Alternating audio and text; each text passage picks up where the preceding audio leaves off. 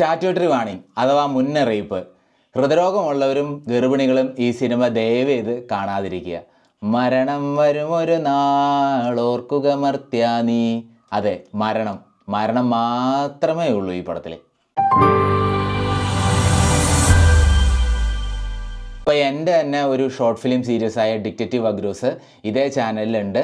അത് കാണാൻ എല്ലാവരും ശ്രമിക്കുമല്ലോ.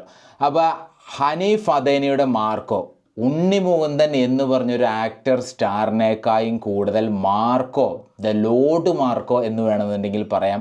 അത്രയ്ക്കും ബ്രാൻഡ് നെയിമുള്ള, സ്ട്രോങ് ബ്രാൻഡ് നെയിമുള്ള ഒരു ക്യാരക്ടറായിട്ട് മാർക്കോ വളർന്നിരിക്കുകയാണ്. ഹനീഫ് അദേനിയുടെ ഇതിനു മുമ്പുള്ള പടത്തിന് മിഖായേൽ, അതിലൊരു ക്യാരക്ടർ അഡാപ്റ്റ് ചെയ്തെടുത്തേക്കുന്നതാണ്, അതിൻ്റെ സ്പിൻ ഓഫ് ആണെന്നൊക്കെയാണ് പറഞ്ഞത്. പക്ഷേ ഹനീഫ് അദേനിയുടെ മിഖായേൽ എന്ന് പറഞ്ഞൊരു പടം ഒരു തവണ തന്നെ കണ്ടു തീർക്കാനായിട്ട് വളരെ പാടുപെട്ടു. മിസ്കണ്ടിന്യൂഷൻ്റെ അങ്ങേയറ്റമാണ് ആ പടം. ആ പടത്തിൽ നിന്ന് match cut, shot by shot match കട്ടും അതേപോലെ തന്നെ ഇൻ്റർ കട്ടും കൊടുത്തുകൊണ്ട് നല്ല ഇന്ത്യയിലെ മോസ്റ്റ് വയലൻ്റ് പടം എന്നൊരു ടാഗ് ലൈൻ, അതിൻ്റെ ഡയറക്ടറായിട്ടുള്ള ഹനീഫ് അദേനിയുടെ പരകായ പ്രവേശം അത് നമ്മൾ സമ്മതിച്ചു കൊടുത്തേ പറ്റൂ.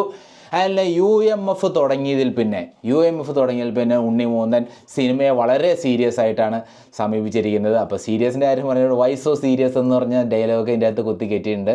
പക്ഷേ ആ സീനിൽ ആ ഡയലോഗ് നമ്മൾ കേട്ടിട്ടുണ്ടല്ലോ എന്ന് വിചാരിച്ചാലും ആ സീനിൽ ഈ ഡയലോഗ് അപ്രസക്തമായി പോവുകയുള്ളൂ. കാരണം അത്രയ്ക്കും വയലൻ്റ് സീനാണത്, ഒരു രക്ഷയില്ല അത്. അപ്പോൾ ഉണ്ണി മുകുന്ദൻ അടിപൊളിയായിട്ടാണ് ഫൈറ്റ് ചെയ്തേക്കുന്നത്. അതേപോലെ തന്നെ വയലൻസ്, അതിൻ്റെ ഫൈറ്റെല്ലാം ഡ്യൂപ്പില്ലാണ്ടാണ് ചെയ്തേക്കുന്നത്. പിന്നെ ക്യാമറ, നമ്മൾ സാധാരണ പടത്തിലൊക്കെ ഈ ക്യാമറ ഈ ഗിമ്മിക്കുകൾ ഉണ്ടല്ലോ, അതായത് ഇങ്ങനെ വെട്ടിച്ച് കാണിക്കുന്ന പരിപാടി കണ്ടിരിക്കാൻ നമുക്ക് ഫൈറ്റൊന്നും മനസ്സിലാവില്ല. പക്ഷേ ഇതിലൊക്കെ നല്ല അടിപൊളിയായിട്ടാണ് ഫൈറ്റ് എടുത്തു വെച്ചേക്കുന്നത്. നല്ല ഡയറക്റ്റ് തന്നെയാണ് ഫൈറ്റുകൾ. ഞാൻ ഇറങ്ങിയപ്പോൾ മുതൽ ചെന്നായ്ക്കൾ എന്നെ വട്ടം കൂട്ടിയിട്ട് ആക്രമിക്കാൻ തുടങ്ങിയതാണ്. ഇനി തൊട്ട് ഇവിടെ ഞാൻ മതി എന്ന് പറയുന്ന ഡയലോഗ് എനിക്ക് പേഴ്സണലായിട്ട് പുള്ളിയുടെ ലൈഫിനോട്ട് റിലേറ്റ് ചെയ്ത് അങ്ങനെ ഒരു പരിപാടി ഉണ്ടല്ലോ ഇപ്പോൾ സിനിമയിൽ.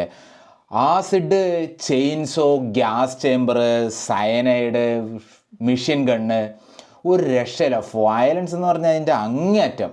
സ്ത്രീകളോടും കുട്ടികളോടും പോലും കാണിക്കുന്ന കുറച്ച് ക്രൂരതകളൊക്കെയാണ് കാണിക്കുന്നത്.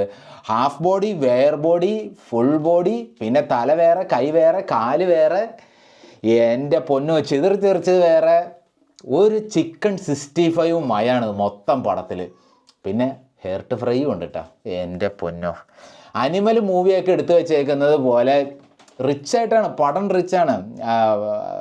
കണ്ടതായിരിക്കുമല്ലോ, റേഞ്ച് റോവറും G-Wagon മാത്രമേ ഉള്ളൂ കാറുകളായിട്ട് ഇതിൻ്റെ അകത്ത്, പിന്നെ 1-2 BMW അല്ലാണ്ട്. അപ്പോൾ ഇത്രയൊക്കെ വാങ്ങാൻ കാശുണ്ട്, പക്ഷേ ഗണ്ണ് വാങ്ങാൻ കാശില്ലാത്ത ഒരു ഗ്യാങ്സ്റ്റേഴ്സായിട്ടാണ് എനിക്ക് തോന്നിയിട്ടുള്ളത്. കാരണം പടത്തിൻ്റെ ക്ലൈമാക്സിൽ ലാസ്റ്റ് മാത്രമേ ഗണ്ണ് എന്ന് പറഞ്ഞൊരു പരിപാടിയുള്ളൂ. വേറൊന്നുമല്ല, ഇത് ഈ ഒറ്റ വെടിക്ക് ഈ പരിപാടി തീർത്തു കഴിഞ്ഞാൽ പിന്നെ വയലൻസ് എന്ന് പറയുന്നതിൽ ഇതിന് പ്രസക്തി ഇല്ലല്ലോ. വയലൻസ് ഗണ്ണിൽ അങ്ങനെ ഒറ്റ വെടിയിൽ തീർത്തു കഴിഞ്ഞാൽ കൊണ്ടുവരാൻ പറ്റില്ലല്ലോ, അങ്ങനെ ഒരു പ്രശ്നമുള്ളൂ. അപ്പോൾ ഇങ്ങനെയുള്ള ചെറിയ ചെറിയ പാളിച്ചകൾ സ്വാഭാവികം, ഇത്ര വലിയ പടത്തിലാവുമ്പോൾ സ്വാഭാവികം. അപ്പോൾ ജഗദീഷ് ഡെവിൾസിൻ്റെ ഗോഡ് ഫാദറാണ്.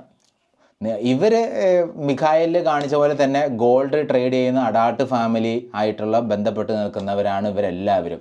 ഈ ഗ്യാങ്ങിലെ ഒരു പാർട്ട്ണറാണ് ജഗദീഷ്. ഇതുവരെ ചെയ്യാത്ത ഒരു കാര്യം ചെയ്തിട്ടുണ്ടെന്ന് ജഗദീഷ് പറഞ്ഞത് അത് നിങ്ങൾ കണ്ടു തന്നെ അറിയുക.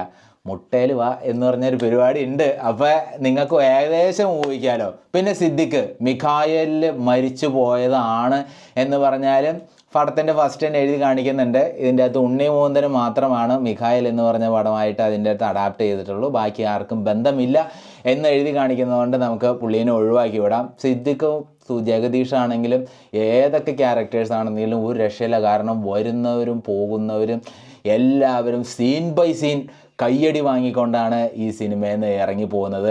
മ്യൂസിക് ചെയ്തിരിക്കുന്നത് രവി ബസ്രോറാണ്.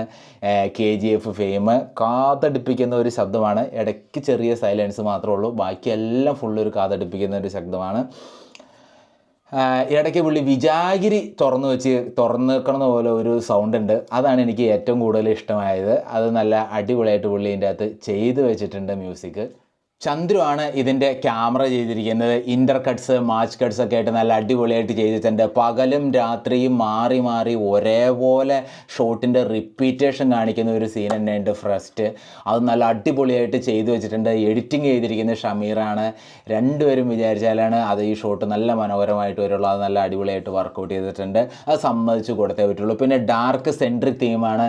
ഈ വയലൻസിന് വേണ്ടിയിട്ട് ഉപയോഗിക്കുന്ന ഒരു പരിപാടിയാണ്. KGF ചെയ്ത അത് തന്നെ. അതിന് മുമ്പ് ഈ പറഞ്ഞ ഹാരി പോട്ടറും നമ്മുടെ ബാറ്റ്മാനും ഒക്കെ ചെയ്തേക്കുന്ന ഈ ഡാർക്ക് സെൻട്രിക് തീമിലാണ്.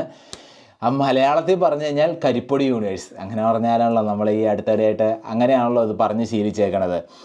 അതേപോലെ തന്നെ ഈ കറുത്ത സംഭവങ്ങൾ കാണിക്കാൻ വേണ്ടിയിട്ട് അതിൻ്റെ വയലൻസ് കൂട്ടാൻ വേണ്ടിയിട്ട് കോസ്റ്റ്യൂമിനും അതിൻ്റേതായ പ്രാധാന്യമുണ്ട്. കറുത്ത വണ്ടി, കറുത്ത ബൂട്ട്, കറുത്ത ഷൂവ്, കറുത്ത കോട്ട്, പിന്നെ കുഞ്ഞിപ്പിള്ളേർ വരെ ഇട്ടുകൊണ്ട് കിടക്കുന്നത് കറുത്ത ബനിയനാണ്.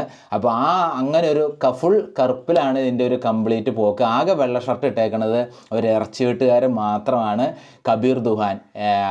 ARMലും പുള്ളി ഫസ്റ്റ് സീനിൽ വരുന്നുണ്ട്. പിന്നെ നെഗറ്റീവ്സ്, സ്ക്രിപ്റ്റിൽ എന്തായാലും കുറച്ച് പാളിച്ചകളൊക്കെ ഉണ്ടാവുമല്ലോ, അത് സ്വാഭാവികമാണ്. ഇനിയിപ്പോൾ എത്ര വയലൻസ് പടം വന്നു കഴിഞ്ഞാലും, കില്ലായിരുന്നു ഇതിനു മുമ്പ് ഇന്ത്യയിലെ ഏറ്റവും മികച്ച വയലൻസ് പടം. ഇനി എത്ര വയലൻസ് ഉള്ള ഒരു പടം വന്നു കഴിഞ്ഞാലും, ഇന്ത്യയിലൊരു പടം ഇറങ്ങിക്കഴിഞ്ഞാൽ അത് മാർക്കോൻ്റെ അത്രയും വരുമോ എന്നുള്ളൊരു കമ്പാരിസൺ ഇനി തൊട്ട് വരും.